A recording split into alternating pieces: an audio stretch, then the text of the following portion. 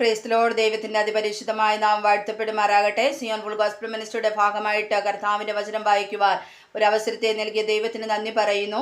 ഇന്ന് വായിക്കുന്നത് ആമോസ് പ്രവാചകന്റെ പുസ്തകം 9-ാം അധ്യായം 1 മുതൽ 15 വരെയുള്ള തിരുവചനങ്ങൾ. യഹോവ യാഗപീഠത്തിനു മീതെ നിൽക്കുന്നത് ഞാൻ കണ്ടു. അവൻ അരുളി ചെയ്തതെന്തെന്നാൽ, ഉത്തരങ്ങൾ കുലുങ്ങുമാറ് നീ പോതികയെ അടിക്ക, അവ എല്ലാവരുടെയും തലമേൽ വീഴുവാൻ തക്കവണ്ണം തകർത്തു കളക. അവരുടെ സന്തതിയെ ഞാൻ വാൾ കൊണ്ട് കൊല്ലും. അവരിൽ ആരും ഓടിപ്പോകയില്ല, അവരിൽ ആരും വഴുതിപ്പോകയുമില്ല. അവർ പാതാളത്തിൽ തുരന്നു കടന്നാലും അവിടെ നിന്ന് എൻ്റെ കൈ അവരെ പിടിക്കും. അവർ ആകാശത്തിലേക്ക് കയറിപ്പോയാലും അവിടെ നിന്ന് ഞാൻ അവരെ ഇറക്കും. അവർ കർമ്മേലിൻ്റെ കൊടുമുടിയിൽ ഒളിച്ചിരുന്നാലും ഞാൻ അവരെ തിരഞ്ഞ് അവിടെ നിന്ന് പിടിച്ചുകൊണ്ടുവരും. അവർ എൻ്റെ ദൃഷ്ടിയിൽ നിന്ന് സമുദ്രത്തിൻ്റെ അടിയിൽ മറഞ്ഞിരുന്നാലും ഞാൻ അവിടെ സർപ്പത്തോട് കൽപ്പിച്ചിട്ട് അതവരെ കടിക്കും. അവർ ശത്രുക്കളുടെ മുമ്പിൽ പ്രവാസത്തിലേക്ക് പോയാലും ഞാൻ അവിടെ വാളിനോട് കൽപ്പിച്ചിട്ട് അതവരെ കൊല്ലും. നന്മയ്ക്കായിട്ടല്ല, തിന്മയ്ക്കായിട്ടു തന്നെ ഞാൻ അവരുടെ മേൽ ദൃഷ്ടി വയ്ക്കും. സൈന്യങ്ങളുടെ യഹോവയായ കർത്താവ് ദേശത്തെ തൊടുന്നു, അത് ഉരുകിപ്പോകുന്നു.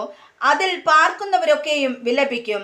അത് മുഴുവനും നീല നദി പോലെ പൊങ്ങുകയും മിസ്രയീമിലെ നദി പോലെ താഴുകയും ചെയ്യും. അവൻ ആകാശത്തിൽ തൻ്റെ മാളിക മുറികളെ പണിയുകയും ഭൂമിയിൽ തൻ്റെ കമാനത്തിന് അടിസ്ഥാനമിടുകയും സമുദ്രത്തിലെ വെള്ളത്തെ വിളിച്ച് ഭൂതലത്തിൽ പകരുകയും ചെയ്യുന്നു. യഹോവ എന്നാകുന്നു അവൻ്റെ നാമം. ഇസ്രായേൽ മക്കളെ, നിങ്ങൾ എനിക്ക് കൂശ്യരെ പോലെ അല്ലയോ എന്ന് യഹോവയുടെ അരുളപ്പാട്. ഞാൻ ഇസ്രായേലിനെ മിസ്രയീം ദേശത്ത് നിന്ന്, ഫെലിസ്ത്യരെ കപ്തോരിൽ നിന്നും, അരാമ്യരെ കീറിൽ നിന്നും കൊണ്ടുവന്നില്ലയോ? യഹോവയായ കർത്താവിൻ്റെ ദൃഷ്ടി പാപമുള്ള രാജ്യത്തിന്മേലിരിക്കുന്നു. ഞാൻ അതിനെ ഭൂതലത്തിൽ നിന്ന് നശിപ്പിക്കും. എങ്കിലും ഞാൻ യാക്കോബ് ഗൃഹത്തെ മുഴുവനും നശിപ്പിക്കയില്ല എന്ന് യഹോവയുടെ അരുളപ്പാട്. അരിപ്പ കൊണ്ട് അരിക്കുന്നത് പോലെ ഞാൻ ഇസ്രായേൽ ഗൃഹത്തെ സകല ജാതികളുടെയും ഇടയിൽ അരിപ്പാൻ കൽപ്പിക്കും. ഒരു മണി പോലും നിലത്ത് വീഴുകയില്ല.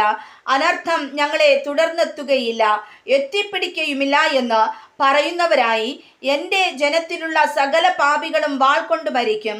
അവർ ഏദോമിൽ ശേഷിച്ചിരിക്കുന്നവരുടെയും എൻ്റെ നാമം വിളിക്കപ്പെടുന്ന സകല ജാതികളുടെയും ദേശത്തെ കൈവശമാക്കേണ്ടതിന് വീണുപോയ ദാവീദിൻ കൂടാരത്തെ ഞാൻ അന്നാളിൽ നിവർത്തുകയും അതിൻ്റെ പിളർപ്പുകളെ അടയ്ക്കുകയും അവൻ്റെ ഇടിവുകളെ തീർക്കുകയും അതിനെ പുരാതന കാലത്തിൽ എന്ന പോലെ പണികയും ചെയ്യും എന്നാകുന്നു ഇത് അനുഷ്ഠിക്കുന്ന യഹോവയുടെ അരുളപ്പാട്.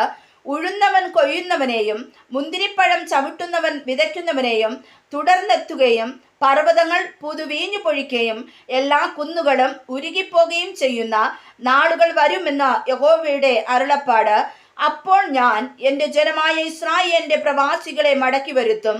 ശൂന്യമായി പോയിരുന്ന പട്ടണങ്ങളെ അവർ പണിത് പാർക്കുകയും മുന്തിരിത്തോട്ടങ്ങൾ ഉണ്ടാക്കി അവയിലെ വീഞ്ഞ് കുടിക്കുകയും തോട്ടങ്ങൾ ഉണ്ടാക്കി അവയുടെ ഫലം അനുഭവിക്കുകയും ചെയ്യും. ഞാൻ അവരെ അവരുടെ ദേശത്ത് നടും. ഞാൻ അവർക്ക് കൊടുത്തിരിക്കുന്ന ദേശത്ത് നിന്ന് അവരെ ഇനി പറിച്ചു കളയുകയുമില്ല എന്ന് നിന്റെ ദൈവമായ യഹോവ അരുളി ചെയ്യുന്നു. വായിച്ചതായ തിരുവചനങ്ങളാൽ കർത്താവ് നമ്മെ അനുഗ്രഹിക്കുമാറാകട്ടെ. ആമേൻ.